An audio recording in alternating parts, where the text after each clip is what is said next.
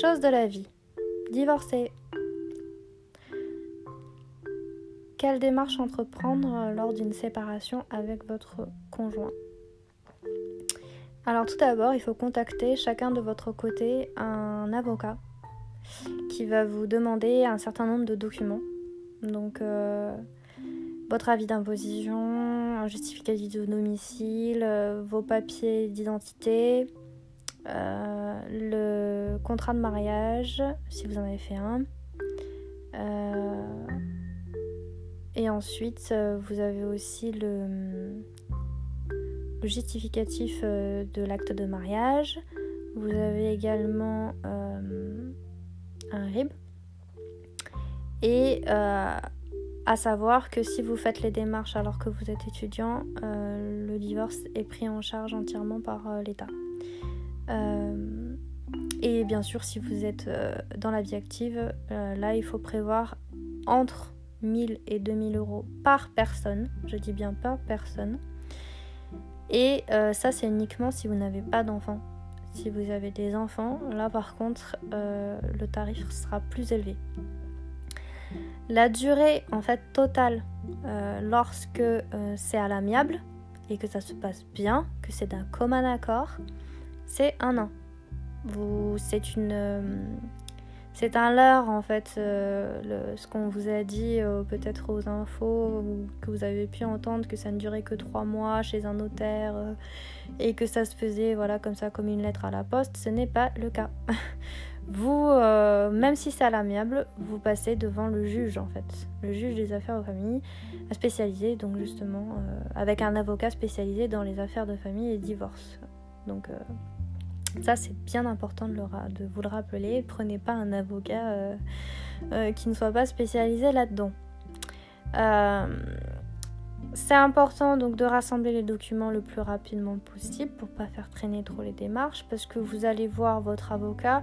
Normalement, vous le voyez seulement 2 fois. La première fois, c'est pour exposer les raisons et les motivations de votre séparation. Vous y allez tout seul, chacun de votre côté. Et ensuite, une fois que vous avez rassemblé les documents, ce sont les avocats qui vont jouer l'intermédiaire entre vous et votre ancien compagnon. Vous n'avez pas normalement à demander directement des informations à votre ancien compagnon, même si vous entendez bien. Si vous avez des informations, des documents à demander, il faut absolument passer par l'avocat. En fait, vous devez contacter votre avocat qui va contacter son avocat et qui contactera votre ancien compagnon. C'est la loi pour éviter d'avoir des soucis, en fait. C'est-à-dire que votre avocat est votre allié, il est votre soutien, votre pilier dans les démarches.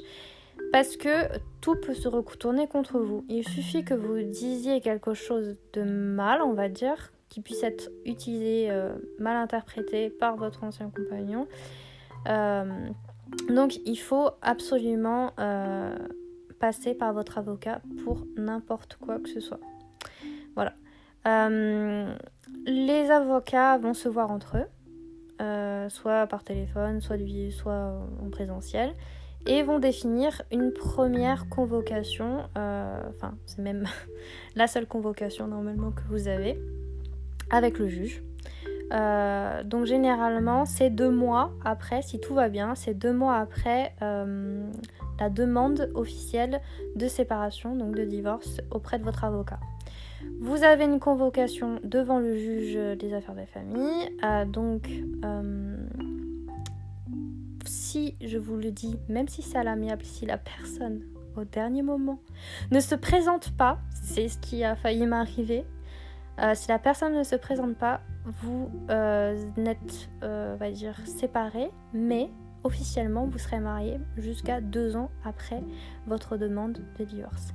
Faites bien attention, parce que ça veut dire que pendant 2 ans, même si vous changez la serrure de chez vous, c'est toujours le domicile conjugal et il peut toujours rester chez vous.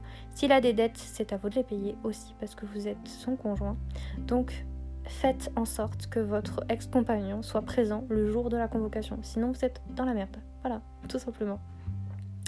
Donc le jour de la convocation, vous passez devant un juge. Généralement, il y a le greffier et puis il y a aussi généralement un juge stagiaire. Les 2 avocats également qui sont là, qui vous représentent. Il est rappelé les raisons de la séparation, il est rappelé chacun les obligations et à la fin, il est stipulé que vous êtes, on va dire, officieusement séparés et que du coup, vous pouvez repartir chacun de votre côté et qu'à partir de cette date, vous êtes chacun peut récupérer ses affaires. Si vous avez pensé à faire le contrat de mariage avec séparation de biens et société d'accueil, dans ce cas-là, chacun récupère ses billes, chacun récupère ce qui lui appartenait avant et vous partagez le reste de ce qui a été en commun en bonne et due forme, c'est-à-dire on va dire en toute intelligence et en toute dans le calme et la bonne humeur, on va dire. Suite à cette convocation chez le juge, les avocats vont revoir le juge en fait quelques mois plus tard, donc généralement c'est 3-4 mois plus tard, mais par contre sans votre présence, et ils vont plaider votre cause en gros. Et à suite de cela, il est prononcé donc le divorce, on va dire officiel. Donc c'est à peu près 6 à 7 mois après si tout se passe bien. Et vous recevez ensuite l'acte de mariage donc modifié, où il y a juste une ligne, donc votre acte de naissance aussi d'ailleurs, qui est c'est noté en bas de la feuille, donc vous avez été que le mariage a été dissous. Donc vous aurez toujours marqué marié le temps à telle date, mais une ligne supplémentaire sera rajoutée où c'est marqué mariage dissous le temps. Voilà. Et généralement ce papier-là qui fait foi, vous le recevez 1 an après votre demande de divorce, avec la date officielle de la convocation entre vos 2 avocats, enfin entre les avocats et le juge où vous n'étiez pas là. C'est très important d'obtenir donc le jugement du divorce, parce que c'est ce qui va vous être le justificatif pour la modification déjà du livret de famille si vous avez des noms communs, pour pouvoir le modifier, et puis surtout pour faire les démarches de la carte d'identité si vous aviez changé de nom par exemple, pour pouvoir reprendre votre nom de jeune fille ou alors tout simplement